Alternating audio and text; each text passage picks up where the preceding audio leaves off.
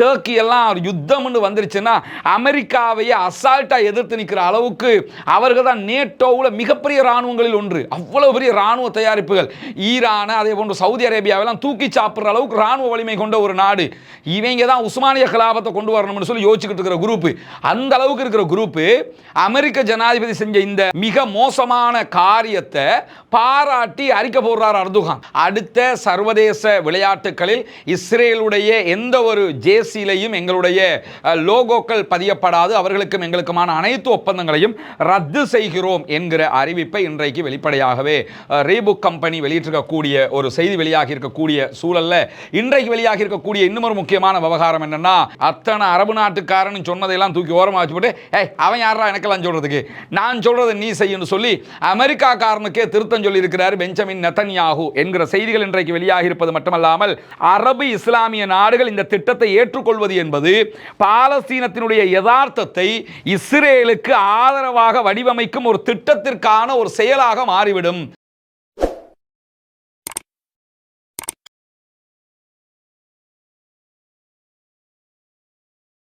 அன்பிற்கினிய சகோதர சகோதரிகளே, நம் அனைவர் மீதும் ஏக இறைவனுடைய அமைதியும் கருணையும் உண்டாகட்டுமாக என்கிற உயரிய பிரார்த்தனைகளோடு பாலஸ்தீனம் மீதான இஸ்ரேலிய ஆக்கிரமிப்பு ராணுவத்தினுடைய தாக்குதல்கள் 725வது நாளாகவும் இன்றும் தொடர்ந்து வரக்கூடிய சூழல்ல பாலஸ்தீனத்திலும் பாலஸ்தீனத்தை ஒட்டிய அரபு நிலப்பரப்பிலும் சர்வதேச நிலப்பரப்பிலும் என்னவெல்லாம் நடக்கிறது என்கிற செய்திகளைத்தான் இன்றைக்கும் நம்ம பார்க்க இருக்கிறோம். நமக்கெல்லாம் தெரியும், காசா மீதான இஸ்ரேலிய ஆக்கிரமிப்பு ராணுவத்தினுடைய அடாவடித்தனமான இந்த ஆக்கிரமிப்பு தாக்குதல்கள் என்பது சர்வதேச மட்டத்தில் இஸ்ரேலியர்கள் யார், யூதர்கள் யார், ஜியோனிஸ்டுகள் யார், அமெரிக்கர்கள் யார், உண்மையில் பாலஸ்தீன அப்பாவிகள் யார் என்கிற அழகான பிம்பங்களை மக்கள் மயப்படுத்தி விட்டது என்றுதான் நம்ம அத்தனை பேருமே மகிழ்ச்சி அடைய வேண்டிய ஒரு பகுதியாக அந்த பகுதி இருக்குது. ஏன்னா இத்தனை ஆண்டு காலம் ஒரு தேசத்தை ஆக்கிரமித்து அந்த தேசம் எங்களுடைய தேசம் என்று சொல்லிக் கொண்டிருந்தவர்களுக்கு மத்தியில் உண்மையான தேசமே பாலஸ்தீனம் தான் என்பது தற்போது மக்கள் அத்தனை பேருக்கும் தெரிகிற ஒரு நிலையாக மாறி இருப்பது மட்டுமல்லாமல், பல சர்வதேச நாடுகளும் இஸ்ரேலுக்கு எதிரான நடவடிக்கைகளையும் துரிதப்படுத்தி இருக்கக்கூடிய காட்சிகளும் நடந்தேறக்கூடிய சூழல்ல பல நிறுவனங்களும் இஸ்ரேலோடு நாம் கூட்டு சேர்ந்தால் இனிமேல் நம்மால் சம்பாதிக்க முடியாது, நமக்கு மிகப்பெரிய நஷ்டங்கள் ஏற்பட்டுவிடும் என்கிற எண்ணத்திற்கு தள்ளப்பட்டிருக்கிறார்கள். எனவே இஸ்ரேலை விட்டும் தூரமாகிற வேலைகளையும் அவங்க செய்து வர்றதை நம்ம பார்க்க முடியும். அந்த அடிப்படையில் ரீபுக் கம்பெனி என்ன பண்ணியிருக்கிறாங்கன்னா, இனிமேல் இஸ்ரேலுக்கான விளையாட்டுத்துறைக்கான தங்களுடைய ஸ்பான்சர்ஷிப் இனிமே கிடையாது என்று சொல்லி வெளிப்படையாகவே அறிவிச்சிட்டாங்க.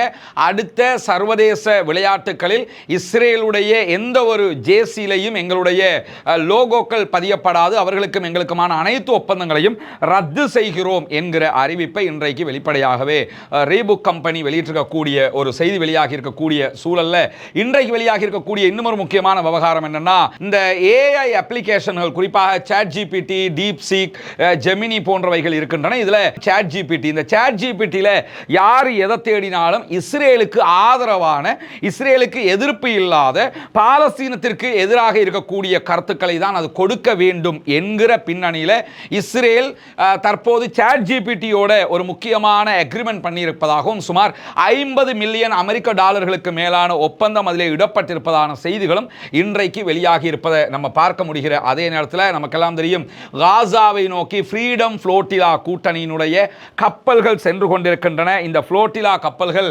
கிட்டத்தட்ட காசாவுக்கும் இவர்கள் போகிற பகுதிக்கும் இடையில் வெறும் 305 கடல் மைல் தூரங்கள் தான் இருக்கிறது. ரொம்ப நெருக்கத்துக்கு காசாவுக்கு போயிட்டாங்க. இவர்களுக்கு பின்னணியாக, இவர்களுக்கு பாதுகாப்பாக துருக்கி, அதே போன்ற ஸ்பெயின், அதே நேரத்தில் இத்தாலி ஆகிய கடற்படை கப்பல்களும் இவர்களுக்கு பாதுகாப்பாக போய்கொண்டிருப்பது நமக்கெல்லாம் தெரியும். ஏற்கனவே பல வீடியோக்களை சொல்லி இருக்கிறோம். இந்த நிலையில் இந்த கடற்படை கப்பல்கள் தொடர்ந்து காசா வரைக்கும் எங்களோடு பாதுகாப்பாக வர வேண்டும் என்று சொல்லி ஃப்ரீடம் ஃப்ளோட்டிலா கூட்டணி இன்றைக்கு அறிவித்திருந்த நிலையில் சற்று நேரத்துக்கு முன்பதாக இஸ்ரேல் அறிவித்திருக்கக்கூடிய ஒரு அறிவிப்பில் துருக்கி, அதே போன்று ஸ்பெயின், அதே நேரத்தில் இத்தாலி ஆகிய கடற்படை கப்பல்கள், இவர்களுக்கு பின்னால் வரக்கூடிய கப்பல்கள் காசாவை நோக்கிய பயணத்தில் நாங்கள் பங்கெடுக்க மாட்டோம் என்று எங்களுக்கு அறிவித்து விட்டார்கள் என்று சொல்லி இன்றைக்கு ஐடிஎஃப், இஸ்ரேலி டிஃபென்ஸ் ஃபோர்சஸ் எடுத்திருக்கக்கூடிய செய்திகளில் சொல்லியிருப்பதை நம்ம பார்க்க முடிகிற அதே நேரத்தில் ஒரு மிகப்பெரிய ராணுவ கப்பல் ஒன்றை இஸ்ரேல் தயார் செய்து கொண்டிருக்கிறது, ஏற்பாடு பண்ணியிருக்கிறாங்க. ஏற்கனவே இருக்கிறத எதுக்காக எதற்காக கேட்டால் அந்த ஃப்ரீடம் ஃப்ளோட்டிலா கூட்டணியில் வரக்கூடிய கப்பல்களில் இருக்கிறவர்களை கைது செய்வதற்கு அந்த ஏற்பாடுகள் செய்யப்பட்டிருப்பதாகவும் இந்த கப்பல்கள் அஸ்தோது துறைமுகத்திற்கு இழுத்துச் செல்லப்படும் என்றும் சில கப்பல்கள் தேவைப்பட்டால் மூழ்கடிக்கப்படும் என்பதையும் இன்றைக்கு வெளிப்படையாகவே இஸ்ரேல் அறிவித்திருக்கக்கூடிய செய்திகளும் வெளியாகி இருக்கு. ஆனாலும் என்ன நடந்தாலும் நாங்கள் காசாவை நோக்கி போவோம் என்று சொல்லி ஃப்ரீடம் ஃப்ளோட்டிலா கூட்டணியில் இருக்கக்கூடிய கப்பல் இருக்கக்கூடிய மக்கள் காசாவை நோக்கி நகர்ந்து கொண்டே இருக்கிறார்கள் என்கிற நிலையில் நமக்கெல்லாம் தெரியும். நேற்றைய தினம் இஸ்ரேலிய பிரதமர் பெஞ்சமின் நெதன்யாகும் அமெரிக்க அதிபர் டொனால்ட் ட்ரம்பும் சந்தித்துக் கொண்டார்கள். இந்த சந்திப்பில் பாலஸ்தீனம் தொடர்பான பல முக்கியமான விவகாரங்கள் வெளிப்பட்டது. குறிப்பாக 20 அம்ச தீர்மானம் ஒன்றை அவர்கள் வெளியிட்டிருக்கிறார்கள். இந்த தீர்மானத்தில் என்ன இருக்குதுங்கிறத தனி வீடியோவாக நம்ம இன்னைக்கு காலையிலே வெளியிட்டிருக்கிறோம். பார்க்காதவங்க அந்த 20 அம்ச தீர்மானத்தை தனியாக பார்த்துக்கிறங்க. ஆனால் இந்த தீர்மானங்கள் தொடர்பாக தற்போது பல செய்திகள் வெளியாகி கொண்டே இருக்கிறது. அதில் முக்கியமான விவகாரம் என்னன்னா 20 அம்ச தீர்மானங்கள் பற்றியோ அல்லது அடுத்ததாக காசாவிலே என்னவெல்லாம் செய்ய போகிறோம் என்பதை பற்றியோ அமெரிக்காவோ அல்லது அதனுடைய நேச நாடுகளோ எங்களோடு எதுவுமே பேசவில்லை என்று சொல்லி ரஷ்யா சற்று நேரத்துக்கு முன்பதாக அறிவித்திருக்கிறது. சீனாவும் இதே அறிவிப்பை செய்திருக்கக்கூடிய சூழல்ல காசாவில் இரத்த களரியை நிறுத்துவதற்காக ட்ரம்பினுடைய முயற்சிகளை நான் பாராட்டுகிறேன் என்று சொல்லி துருக்கியினுடைய அதிபர் அர்துகான் தற்போது தகவல் வெளியிட்டு இருக்கிறார். இந்த அர்துகானுடைய அறிவிப்பு அப்படியே வச்சுக்கிறங்க. பின்னாடி நம்ம நிறைய தகவல்களை பார்க்க இருக்கிறோம். குறிப்பாக நம்ம பார்த்தோம்னா ஆக்சியோஸ் வெளியிட்டிருக்கக்கூடிய ஒரு செய்தியில ட்ரம்பினுடைய திட்டத்தில் நெதன்யாகு நிறைய திருத்தங்களை செய்திருக்கிறார் என்கிற செய்தி வெளியாகி இருக்கிறது.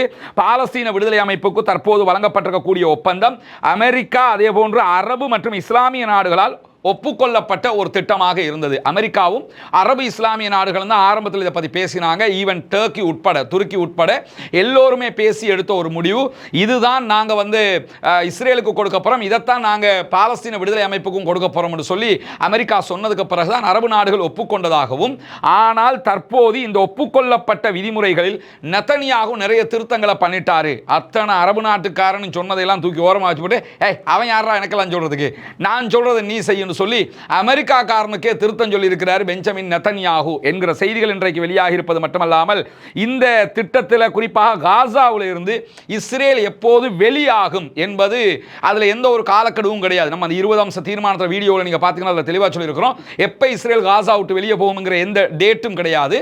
அந்த டேட்லைன் இல்லாத அந்த விவகாரத்தை யார் கையாண்டிருக்கான்னு கேட்டால் பெஞ்சமின் நெதன்யாகு தான் அதில் திருத்தம் பண்ணி இருக்கிறார். இந்த செய்தி அந்த நேரத்தில் இவர் இப்படி திருத்தம் பண்ணிட்டார் என்பது பெஞ்சமின் நெதன்யாகும் அமெரிக்க அதிபர் டொனால்ட் ட்ரம்பும் சந்திப்பதற்கு முன்பதாகவே Saudi Arabia, Egypt, Jordan, Turkey ஆகிய நாடுகளுக்கு தெரிந்து அவர்கள் கடுமையாக கோபப்பட்டிருக்கிறார்கள். நாங்கள் எல்லாம் சேர்ந்து செஞ்சதை எப்படி பெஞ்சமின் நெதன்யாகு மாற்றலாம் என்று கோபப்பட்டார்கள் என்கிற செய்தியை இன்றைக்கு ஆக்சியோஸ் வெளியிட்டிருக்கிறாங்க. இப்போ நீங்கள் யோசிச்சு பாருங்க, ஒரு பக்கம் பெஞ்சமின் நெதன்யாகு இதை திருத்திட்டாரு, இது காசாவுக்கு எதிராக வந்து முடிய போகுதுங்கிறது அர்துகானுக்கு தெரியும். தெரிஞ்சுக்கிட்டே அவர் அறிக்கையில் என்ன சொல்றாருன்னா காசாவில் இரத்த களரியை நீக்கிறதுக்காக கொண்டு வந்திருக்கக்கூடிய அமெரிக்காவுடைய திட்டம், டொனால்ட் ட்ரம்புடைய திட்டம் பாராட்டத்தக்கது அப்படிங்கிறாரு. எனக்கு என்ன ஆச்சரியம்னா இந்த டர்க்கி எல்லாம் காசாங்கிறது காசாட சின்ன ஒரு ராணுவம், அவங்களே இவ்வளவு பெரிய ராணுவத்தை எதிர்கொண்டு 2 வருஷம் சண்டை பிடிக்கிறாங்க.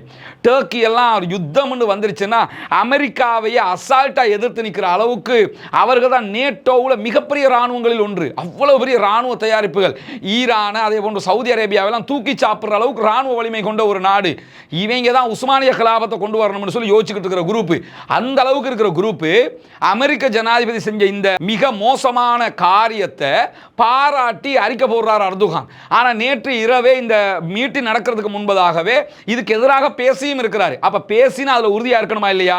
இதுக்கு எதிராக பேசி போட்டு அவங்க திருத்தம் செஞ்சதே சூப்பர் என்று சொல்றாருன்னா காசாவை மீட்பது இவர்களுடைய நோக்கம் அல்ல என்பது திட்ட தெளிவாக தெரிகிறது என்பதை நம்ம புரிஞ்சுக்கணும். குறிப்பாக பெஞ்சமின் நெதன்யாகு விடுத்திருக்கக்கூடிய ஒரு அறிவிப்பில் அவர் என்ன சொல்றாருன்னு கேட்டா, பாலஸ்தீனத்தில் தனி அரசாங்கத்தை உருவாக்குவது தொடர்பாக அமைதி ஒப்பந்தத்தில் எதுவுமே எழுதப்பட்டிருக்கவில்லை என்கிறார் பெஞ்சமின் நெதன்யாகு.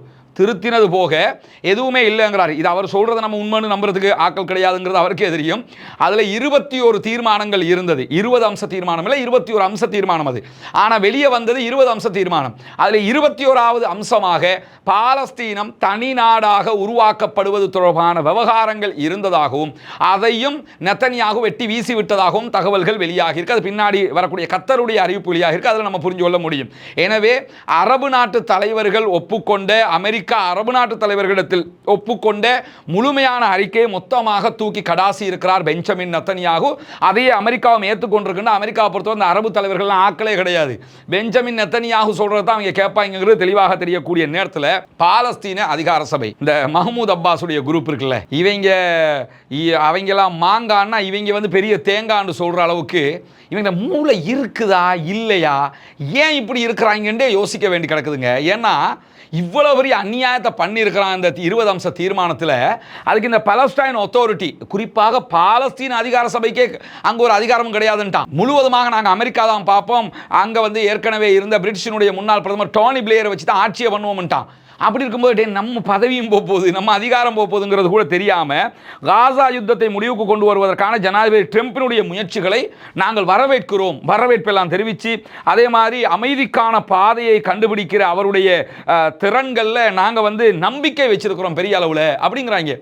டொனால்ட் ட்ரம்ப் வந்து பெரிய அமைதிக்கான பாதையை கொண்டு வருகிறவர் அப்படின்னு சொல்லி அவங்க ஒரு அறிக்கை வெளியிட்டிருக்கிற நேரத்தில் இன்றைக்கு இந்த மஹ்மூத் அப்பாஸினுடைய ஃபத்தாஹ் கட்சி இருக்குல்ல, இது மஹ்மூத் அப்பாஸினுடைய பாலஸ்தீன அத்தாரிட்டி வெளியிட்டிருக்கக்கூடிய அறிவிப்பு. அவங்க தான் ஜால்ரா அடிச்சிருக்கிறாங்க.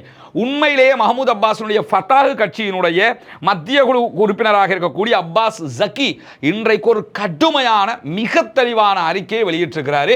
அந்த அறிக்கையில் அவர் சொல்லியிருக்கக்கூடிய தகவல்கள் ரொம்ப ரொம்ப தெளிவாக இருக்கிறது நீங்கள் பார்க்க முடியும். இவர் தான் அப்பாஸ் ஜக்கி.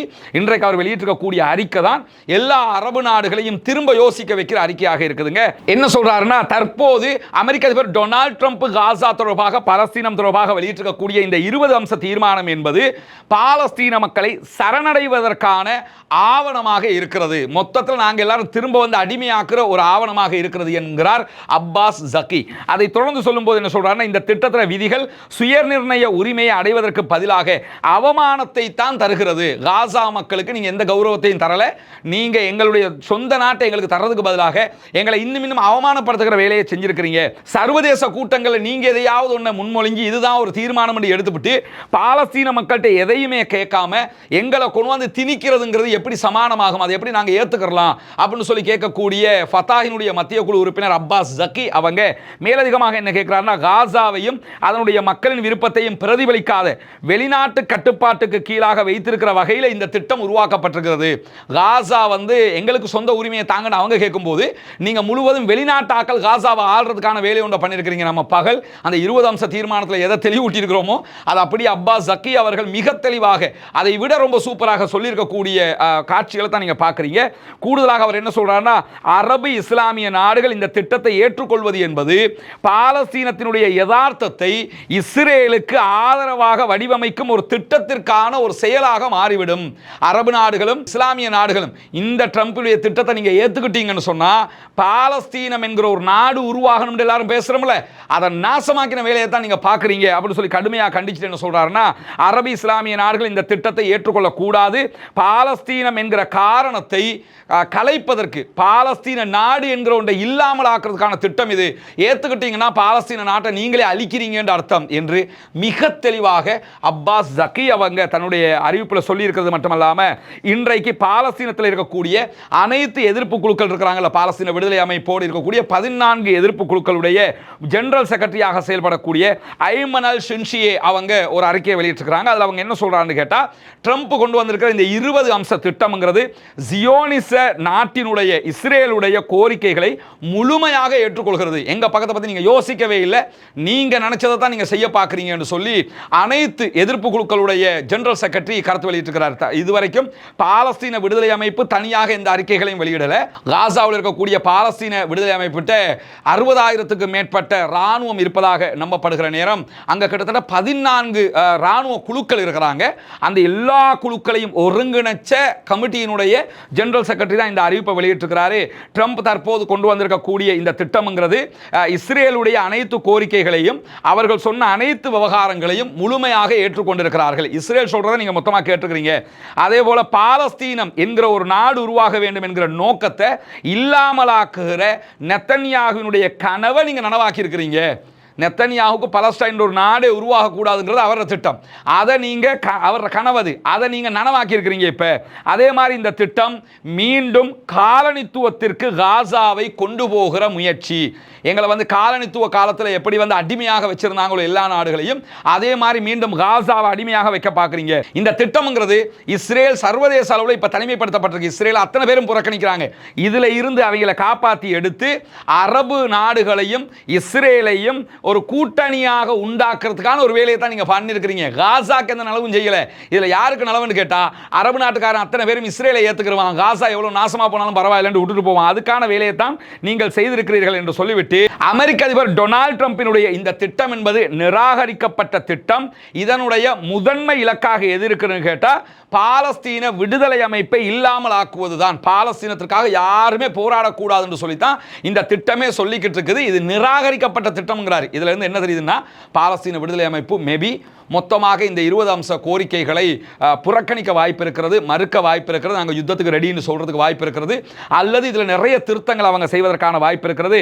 இந்த திட்டம் என்பது முழுமையாக காசாவையும் வெஸ்ட் பேங்க் மேற்கு கரையையும் பிரிப்பதன் மூலமாக தங்களுடைய பிரிவினைவாத சிந்தனையை உச்சம் கொண்டு வருவதற்கு நெத்தனியாகு செய்த சூழ்ச்சியாக இருக்கிறது. மொத்தத்தில் நீங்க நெத்தனியாகு சொன்னதை தான் கேட்டுக்கிறீங்களே தவிர காசாவை பற்றி எந்த நலவுமே இதில் இல்லை என்று சொல்லி இந்த 14 அமைப்புடைய கூட்டணியினுடைய ஜெனரல் செக்ரட்டரி காசாவில் இருக்கக்கூடியவங்க சொல்லுகிற செய்தி இது. அவங்க தான் கிரவுண்டில் இருக்கிறவங்க. இன்னும் சொல்ல போனா வெளியில் இருக்கிறவங்க எந்த கருத்தையும் சொல்லலாம். பாலஸ்தீன மக்களோட மக்களா யார் இருக்கிறா?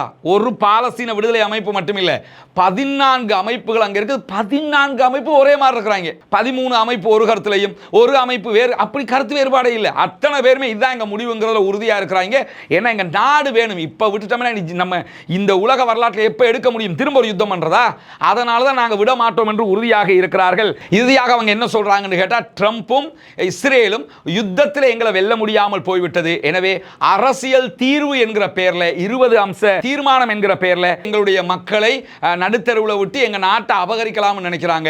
இதுக்கு நாங்க ஒப்புக்கொள்ள முடியாது என்பதை மிக தெளிவாக சொல்லியிருப்பது மட்டுமல்லாம பாலஸ்தீன விடுதலை அமைப்பினுடைய துணை ராணுவ குழு வெளியிட்டிருக்கக்கூடிய அறிவிப்புல ட்ரம்பினுடைய இந்த திட்டம் பிராந்தியத்தில் ஒரு மிகப்பெரிய வெடிப்பை உண்டாக்கும், காசா பாலஸ்தீன சுதந்திர பூமி என்பதை இல்லாமல் ஆக்குகிற திட்டம் என்று சொல்லி அவங்களும் கண்டிச்சிருக்கிறதோட சேர்த்து இஸ்ரேலுடைய எதிர்க்கட்சி தலைவர் லாபித் வெளியிட்டிருக்கக்கூடிய ஒரு அறிவிப்புல என்ன சொல்றான்னு கேட்டா, இந்த ட்ரம்பினுடைய திட்டம்ங்கிறது பெரிய ரொம்ப சூப்பரான திட்டம் எல்லாம் கிடையாது, இருக்கிறதுக்கு பரவாயில்லை இந்த திட்டம். ஆனா நெத்தனியாகுவை பொறுத்தவரையில வாஷிங்டன்ல கேமராக்கு முன்னாடி நின்று என்ன சொல்லுவார்னு கேட்டா சூப்பர் சூப்பர் என்று சொல்லுவாரு. ஆனா திரும்ப இஸ்ரேலுக்குள்ள வந்துட்டாருன்னு சொல்லி சொன்னா ஆனால் என்று ஆரம்பிச்சிருவாரு. எனவே இதெல்லாம் சாத்தியப்படாதுங்க என்று சொல்லி இஸ்ரேலுடைய எதிர்க்கட்சி தலைவர் சொல்றாரு. இதெல்லாம் பாலஸ்தீன விடுதலை அமைப்பு புறக்கணிக்க தேவையில்லை. திரும்ப நெத்தனியாகு இஸ்ரேலுக்குள்ள வந்துட்டான்னா அந்த ஆளை இதை நாசமாக்கி விட்டுருவாரு. இதுல என்ன சமாதானம் வர வேண்டி கிடக்குது? அந்த ஆள் இதை செய்ய விட மாட்டார் என்று சொல்லி அவர் மிக தெளிவாக சொல்லி இருக்கிற அதே நேரத்தில் இன்றைக்கு சற்று நேரத்துக்கு முன்பதாக கத்தருடைய பிரதமரும் வெளியுறவு அமைச்சருமாக இருக்கக்கூடிய முகமது பின் அப்துல் ரஹ்மான் அல் தானி அவங்க அல் ஜசீராவுக்கு ஒரு அறிக்கையை அனுப்பி இருக்கிறார். அந்த அறிக்கை அல் ஜசீராவும் வெளியிட்டு இருக்கிறது. அதுல அவங்க மிக தெளிவான சில செய்திகளை சொல்லி இருக்கிறாங்க. என்னன்னா, நேற்று நமக்கு தெரியும் கத்தர் அதிபருக்கு கால் பண்ணி மன்னிப்பெல்லாம் கேட்டார் பெஞ்சமின் நெத்தனியாகு. இந்த மன்னிப்பெல்லாம் கேட்டதே எதுக்குன்னு கேட்டா இந்த மிளகாவை அரைக்கிறதுக்கு தான். இதுக்கு தான் இதெல்லாம் பண்ணியிருக்கிறாங்கன்னு தெரியுது. கத்தர் அதிபர் கொஞ்சம் தெளிவாயிட்டார் மாதிரி தெரியுது. இல்ல அவங்க பாலஸ்தீன விடுதலை அமைப்பினுடைய தலைவர்களை சந்திச்சிருக்கிறார். இன்னைக்கு அந்த சந்திச்சதுனால தெளிவு கிடைச்சிருக்கான்னு தெரியல. ஏன்னா பாலஸ்தீன விடுதலை அமைப்பை சேர்ந்தவர்கள் தலைவர்கள் நேற்றைய தினம் எகிப்தினுடைய உளவுத்துறை அதே போன்று பாதுகாப்புத்துறை அரசியல் மட்ட பிரமுகர்கள் எல்லோரையுமே சந்திச்சிருக்கிறாங்க. இன்னைக்கு துருக்கியினுடைய பிரமுகர்கள் அரசியல் மட்ட தலைவர்கள் உளவுத்துறை சார்ந்தவர்கள் எல்லாம் சந்திக்கிறாங்க. அதே போன்று இன்றைய தினம் ஈவினிங் கத்தருடைய பிரதமர் நேரடியாக என்ன பண்றாருன்னா பாலஸ்தீன விடுதலை அமைப்பினுடைய தலைவர்கள் ஹலீல் அல் ஹையா உள்ளிட்ட அத்தனை பேரையுமே சந்திச்சிருக்கிறாரு. சந்திச்சதுக்கு பிறகு அவர் வெளியிட்டிருக்கக்கூடிய அறிவிப்பில் என்ன சொல்றாருன்னு கேட்டா, பாலஸ்தீன விடுதலை அமைப்பினுடைய பேச்சுவார்த்தை குழு அரசியல் குழுவிடத்தில் நேற்று ட்ரம்ப் வெளியிட்ட அந்த 20 அம்ச திட்டத்தை நான் வந்து அவர்கிட்ட கொடுத்திருக்கிறேன். அவர்கள் இதை சிறப்பாக கலந்துரையாடுவதாக சொல்லியிருக்கிறார்கள். 14 பிரிவுகளும் ஒருமித்து ஒரு கருத்துக்கு வருவதற்கு முயற்சி பண்ணுங்க என்று நான் சொல்லி இருக்கிறேன். அதே போன்று அவங்களை சந்திக்கிற நேரத்தில் நமக்கு யுத்த நிறுத்தம் தான் ரொம்ப முக்கியமானது என்பதையும் வலியுறுத்தி இருக்கிறேன். பாலஸ்தீன மக்களை அவர்களுடைய சொந்த நிலத்தில் தான் அவங்க வாழணும் என்பதில் நானும் உறுதியாக இருக்கிறேன். அதே நேரத்தில் 2 நாடுகள், இஸ்ரேல் என்ற ஒரு நாடு இருக்குது, பாலஸ்தீனம் என்றொரு நாடு இருக்க வேண்டும். 2 நாடுகள் என்கிற தீர்வை அடைவதில் அரபு இஸ்லாமிய நாடுகள் எல்லா முயற்சிகளையும் மேற்கொண்டு வருகின்றன என்கிற செய்தியையும் நான் பாலஸ்தீன விடுதலை அமைப்பினுடைய அரசியல் துறை பொறுப்பாளர்களுக்கு சொல்லியிருக்கிறேன் என்று சொல்றாரு. இதுல இருந்து ஒன்று தெரியுது என்னன்னு கேட்டா, ஏற்கனவே சொன்ன மாதிரி டொனால்ட் ட்ரம்ப் இவங்களோட பேசும்போது சரியா தான் பேசியிருக்காப்ல, இதுன்னு அதுல எல்லாத்தையும் மாற்றினது பெஞ்சமின் நெத்தனியாகு. மாற்றியதை ஏற்றுக்கொள்ள முடியாது என்பது மிக தெளிவாக இன்னைக்கு கத்தருடைய அதிபர் என்ன சொல்றாருன்னு கேட்டா, ட்ரம்ப் வெளியிட்டிருக்கக்கூடிய இந்த தீர்வு திட்டத்தில் நிறைய தெளிவுபடுத்தல் தேவைப்படுகிறது, நிறைய பேச வேண்டிய விஷயங்கள் இருக்கிறது, ரொம்ப ரொம்ப சிக்கலான பல விவகாரங்கள் இருக்கு. எனவே சிக்கலை தீக்கணும், ரொம்ப பேச வேண்டியிருக்கு, தெளிவுபடுத்தல் இருக்குது. இதெல்லாம் ஒரே நாளில் 3 நாளில் செஞ்சு தாண்டா செய்ய வேண்டிய விஷயம் கிடையாது. ரொம்ப இதை பற்றி பேச வேண்டி யோசிக்க வேண்டி இருக்கிறது என்பதை ரொம்ப தெளிவாகவே கத்தருடைய அதிபர் அவர்கள் சொல்லியிருக்கிறார்கள். எனவே ட்ரம்ப் கொடுத்திருக்கக்கூடிய இந்த 20 அம்ச தீர்வு என்பது அரபு நாடுகளிடத்தில் பேசிய தீர்வுகள் கிடையாது, அதை டோட்டலாக மாற்றிருக்கிறார் பெஞ்சமின் நெத்தனியாகுங்கிறது தெரியுது.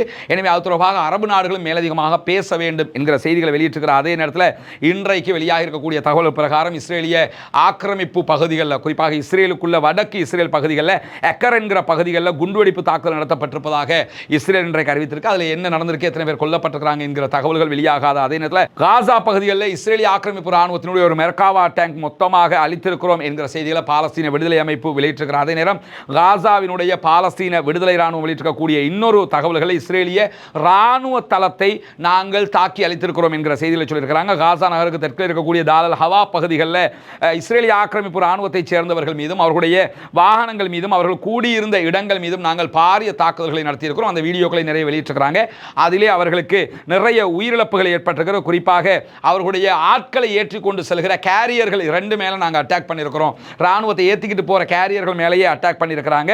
இதிலே நிறைய பேர் கொல்லப்பட்டிருக்கிறார்கள். அவர்களுடைய மெர்காவா டேங்க் மேலதிகமாக அளிக்கப்பட்டிருக்க மொத்தம் 3 மெர்காவா டேங்குகள், 2 ஆட்களை ஏற்றி செல்லும் கேரியர்கள் என்று மொத்தமாக ஒரு 20-25 பேரை கொன்று குவிச்சிருக்கிறாங்க என்கிற செய்திகள் இன்றைக்கு வெளியாக இருக்கு. இது இஸ்ரேலிய ஆக்கிரமிப்பு ராணுவமும் அவர்களுடைய தளங்களில் ஒப்புக்கொண்டிருக்கக்கூடிய செய்திகளையும் நம்ம பார்க்க முடிகிற அதே நேரம் தொடர்ந்து பாலஸ்தீன விடுதலை அமைப்பு காசாவுக்குள்ள தாக்குதல்களை அதிகரித்துக் கொண்டே இருக்கிறார்கள், தாக்குதல்களை நடத்தி கொண்டே இருக்கிறார்கள். பாலஸ்தீனத்திற்கான வெற்றியை நோக்கிய பயணத்தில் அவர்களுடைய பணியை செய்து கொண்டே இருக்கிறார்கள். தற்போது அரபு நாடுகள் மேற்கொண்டிருக்கக்கூடிய இந்த காரியத்தில் வெற்றி காண வேண்டும். டொனால்ட் ட்ரம்பினுடைய 20 அம்ச தீர்வு என்பது காசாவுக்கான தீர்வு கிடையாது, பாலஸ்தீனத்திற்கான தீர்வு கிடையாது. அது பாலஸ்தீன சுதந்திர பூமி என்பதை நாசமாக்குகிற ஒரு தீர்வு திட்டமாக இருக்கிறது. அரபு நாடுகள் என்ன செய்ய போகிறது, பாலஸ்தீன விடுதலை அமைப்பு இதற்காக என்ன பதிலை கொடுக்க போகிறது என்பதை பொறுத்திருந்து பார்ப்போம். பாலஸ்தீனம் வெற்றி பெற வேண்டும், பாலஸ்தீனம் சுதந்திரம் அடைய வேண்டும், பாலஸ்தீன மக்கள் நம்மை போன்ற நிம்மதியானவர்களாக மாற வேண்டும், வாழ வேண்டும் என்கிற உயரிய பிரார்த்தனைகளோடு பாலஸ்தீன அப்பாவிகளுக்காக பிரார்த்திக்கிறார். அதே நேரம் இஸ்ரேலிய ஆக்கிரமிப்பு ராணுவத்திற்கு தொடர்ந்தும் குனுத்து நாசிலாவை ஓத மறந்து விடாதீர்கள் நண்பர்களே, தாய்மார்களே என்கிற கோரிக்கைகளோடு ஆயிஷா சிஸ்டர், முகமது பிரதர், இது எங்க வீடு இல்லை, எங்கட பொறுப்பு முடிஞ்சு. முதலாவது வீடு இவங்களுக்கு தான் கையளிக்கிறோம். உங்களை மாதிரி அன்றாடம் வேலை செய்யக்கூடிய ஒருத்தர் கொழும்புல ஒரு உண்டியலை கொண்டு வந்தார், 9500 ரூபா சம்திங், அதுல காசு இருந்துச்சு. அந்த உண்டியலை கொண்டு வந்தாரு, இந்த வீட்டு திட்டங்களை சேர்த்துக்கொள்ளுங்க, இப்படி எல்லாம் சேர்த்து செஞ்சிருக்கிறோம் அல்ஹம்துலில்லாஹ். 2வது வீடு இது சகோதரர் ரியாஸுக்குரிய வீடு. எனக்கு நிறைய கனவு ஒன்று இருந்த, அந்த கனவு எனக்கு நிறைவேற்றி, அதனால ரொம்ப சந்தோஷப்படுறேன். நான் இப்படி ஒரு கனவு நான் நிறைய காலங்கள் நான் இப்படி நினைச்சுன்னு இருந்தேன். எனக்கு அமைஞ்சிட்டு என் பிள்ளைகள் இப்போ நிம்மதியாக பழக்கக்கூடிய அளவுக்கு நிம்மதியாரி. 3வது வீடு நம்ம கையளிக்கிற சகோதரர் கரீம் அவங்களுக்கும் அவங்களோட மனைவிக்கும் தான் நம்ம ஒப்படைக்கிறோம். வீடு பிடிச்சிருக்கா? உள்ள போய் பார்த்தீங்களா? சந்தோஷமா?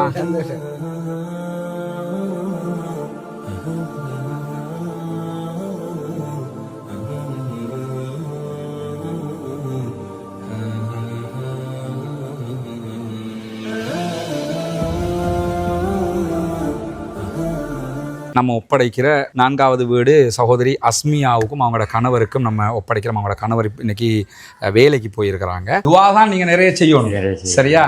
அல்லாஹ் அவங்களுக்கு அருள் புரிவான். பார்க்குற மக்கள் நீங்க செஞ்ச உதவியால தான் இவ்வளவு நம்ம பண்ணி இருக்கிறோம். அல்லாஹ் அத்தனை பேருக்கும் அருள் புரிவான். ரொம்ப ஒரு மகிழ்ச்சியான ஒரு தருணமாக இது இருக்குது. எனவே நிறைய அல்லாஹ்விடத்தில் நாங்கள் உங்களுக்காக பிரார்த்தனை பண்ணுறோம். இன்னும் ஒரு 9 வீடு கட்டணும் இன்ஷா அல்லாஹ். அல்லாஹ் அதுக்கும் அருள் புரியணும்னு சொல்லி துவா கேளுங்க. அதே மாதிரி ஒரு உம்மா, ஒரு விதவத்தாய், அவங்க எனக்கு 5000 ரூபா காசு அனுப்பிட்டு என் மொபைலில் இருக்குது, எனக்கு கையால் எழுதி ஃபோட்டோ பிடிச்சி அனுப்பியிருக்கிறாங்க, இந்த காசை மகன் சேர்த்துக்கொள்ளுங்க அப்படின்ட்டு. இப்படி ஒவ்வொரு சின்ன சின்ன அமௌண்ட்டுகளாக தான் சேர்த்துருக்கேன். என்னோட யூடியூப் சேனலில் காசாவில் பலஸ்தீனில் மக்களை கொள்கிறாங்க, அந்த செய்திகளை நம்ம அங்கே என்ன நடக்குதுன்றதை சொல்கிறோம். அதை பார்க்குற மக்கள் தான் அதில் நம்ம சொல்கிற இந்த தகவலையும் சேர்த்து இந்த உதவிகளை செய்கிறாங்க. அந்த அடிப்படையில் தான் இதெல்லாம் நம்ம செஞ்சுருக்கிறோம். அவங்களுக்காகவும் என்ன செய்யுங்கன்னு கேட்டால் நீங்கள் வந்து துஆ செய்யுங்க இன்ஷா அல்லாஹ். இதுதான் நம்ம அடுத்து கட்ட இருக்கிற இடம். 4 வீடுகள் கிட்டத்தட்ட இவரில் கட்ட முடியும். அதுக்குரிய ஃபவுண்டேஷன் போடுகிற வேலைகளை ஆரம்பிச்சிருக்கோம். இன்றைக்கி தான் அதுக்குரிய வேலைகள் ஃபவுண்டேஷன் போடுகிற வேலைகள் ஆரம்பிக்கப்பட்டது. கற்களை கொண்டாந்து போட்டிருக்கிறாங்க. மேலதிகமாக இன்ஷா அல்லாஹ் அடுத்த வேலைகள் நாளை காலையில் இருந்து தொடரும் இன்ஷா அல்லாஹ் ஆரம்பிக்க இருக்கிறது. எனவே இந்த வேலைகளும் நீங்கள் தருகிற உதவிகளை கொண்டு தான் நம்ம செய்ய இருக்கிறோம்ங்கிறதுனால நீங்கள் தான் இதற்கும் உதவ வேண்டும். அல்லாஹ் உங்களுக்கு அருள் புரிய வேண்டும். உங்கள்கிட்ட தான் நம்ம இதை கேட்க முடியும். காசாவில் நடக்கக்கூடிய அநியாயங்கள் தொடர்பான வீடியோக்களை பார்க்கக்கூடிய சகோதரர்கள் நீங்கள் தான் இதுக்காக அள்ளி அள்ளி தர்றீங்க. சிறு தொகையாக இருந்தாலும் உங்களால் முடிந்ததை நீங்கள் தர வேண்டும் என்று நம்ம கேட்டுக்கிட்டு இருக்கிறோம். சதகத்துல் ஜாரியாவாக ஜகாத்து பணத்தையும் ஜகாத்து பெறக்கூடிய 8 கூட்டத்தாரில் ஒரு கூட்டத்தார் முஅல்லஃபத்துல் குலூப் உள்ளங்கள் ஈர்க்கப்படுகிறவர்கள் என்று அல்லாஹு தாலா சொல்லி காட்டுகிறான். எனவே இந்த இஸ்லாத்தை ஏற்றுக்கொண்ட சகோதரர்களும் அதிலே ஒரு குரூப்பாக இருக்கிறதுனால உங்களுடைய ஜகாத்து நிதிகளையும் நீங்கள் தாராளமாக அதற்காக தர முடியும். இதில் மொத்தம் 4 வீடுகள் இந்த லேண்டுக்குள்ளே கட்ட முடியும். இந்த லேண்டும் நம்ம விலை கொடுத்து வாங்கியிருக்கிறோம் அல்ஹம்துலில்லாஹ்னு சொல்லி. ஏற்கனவே கட்டப்பட்ட ஒவ்வொரு வீடுகளும் 25 லட்சங்கள் சுமார் ஒவ்வொரு வீட்டுக்கு நம்ம செலவழிச்சிருக்கிறோம். முழுமையாக கம்ப்ளீட்டடாக ஒவ்வொரு வீட்டையும் நம்ம செஞ்சு கொடுத்துருக்கிறோம். அதே மாதிரி தான் இந்த இடத்துல 4 வீடுகள் கட்ட வேண்டி இருக்கிறது. எனவே இந்த வீட்டுக்கான உதவி ஒத்தாசைகளையும் வாரி வழங்குமாறு அன்பாக கேட்டுக்கொள்கிறோம். உங்களிடத்தில் மட்டும்தான் நாங்கள் கேட்டு வர முடியும். எனவே இந்த வீடியோக்களை பார்க்கிற சகோதரர்கள் இதற்கான உதவிகளை வாரி வழங்குங்கள். முன்னால் தெரிகிற நம்முடைய வங்கி கணக்கிலக்கத்திற்கு நீங்கள் உங்களால் முடிந்த உதவித்தொகைகளை அனுப்பித்தர முடியும். அதே நேரத்தில் வெளிநாடுகளிலிருந்து பணம் அனுப்ப முடியாது இந்த அக்கௌண்ட்டுக்கு என்று சொல்லக்கூடியவங்க முன்னால் தெரிகிற என்னுடைய வாட்ஸ்அப் மற்றும் தொலைபேசி இலக்கத்தை தொடர்பு கொள்ளுங்கள். உங்களுக்கு அதற்குரிய வழிகாட்டுதல்களையும் நம்ம தருவதற்கு தயாராக இருக்கிறோம். வல்ல இறைவன் நம்முடைய அனைத்து பணிகளையும் புரிந்து கொள்ள வேண்டும். அந்த மக்கள் மகிழ்ச்சியாக அதை ஏற்றுக்கொண்ட காட்சிகளை நீங்கள் பார்த்துருப்பீங்க. எனவே தான் இந்த உதவியை நாங்கள் உங்களிடத்தில் கேட்குறோம். இந்த 4 வீடுகள் கட்டிட்டோம்னா மொத்தம் 9 வீடுகள் முடிஞ்சிடும். அதுக்கு பிறகு இன்னொரு 6 வீடு இப்படி நம்மளால் முடிஞ்ச வரைக்கும் எத்தனை வருஷமானாலும் கட்டி கொடுக்கறது எவ்வளோதாங்கிற அடிப்படையில் தான் இதற்காக ஓடிக்கொண்டிருக்கோம். ஒன்று புரிஞ்சுக்கிறேங்க, நான் இருக்கிறது பொத்துவில்லை இப்போ. ஆனால் நான் உண்மையிலே என்னுடைய வசிப்பிடம் கொழும்பு. இந்த பணிகளை மேற்பார்வையிடுவதற்காக மாதத்தில் குறைஞ்சது 3 தடவையாவது நான் பொத்துவிலுக்கு வந்து போய்கிட்டு இருக்கிறேன். இங்கே சகோதரர் ஃபௌமி பொறுப்பாக இருந்து செஞ்சுக்கிட்டு இருக்கிறாரு. கிட்டத்தட்ட கொழும்பில் இருந்து வர்றதுக்கு 7 மணி நேரம் பிடிக்கும், திரும்ப போகிறதுக்கு 7 மணி நேரம் பிடிக்கும். இந்த நேரங்களையும் செலவு செய்து தான் நான் இதுக்காக வர்றேன். ஏன்னா நீங்கள் தருகிற பணம் சரியாக போய் சேரணுங்கிறதுக்காக வல்ல ரஹ்மான் நம்முடைய பணிகளை ஏற்றுக்கொள்வானாக. அல்லாஹ்விடத்தில் நிறைய பிரார்த்தனை செய்யுங்கள். எனக்காகவும் பிரார்த்தனை செய்யுங்கள். பாலஸ்தீனம் வெற்றி பெற வேண்டும் என்றும் பிரார்த்தனை செய்யுங்கள். அஸ்ஸலாமு அலைக்கும் வரஹ்மத்துல்லாஹி வபரகாத்துஹு.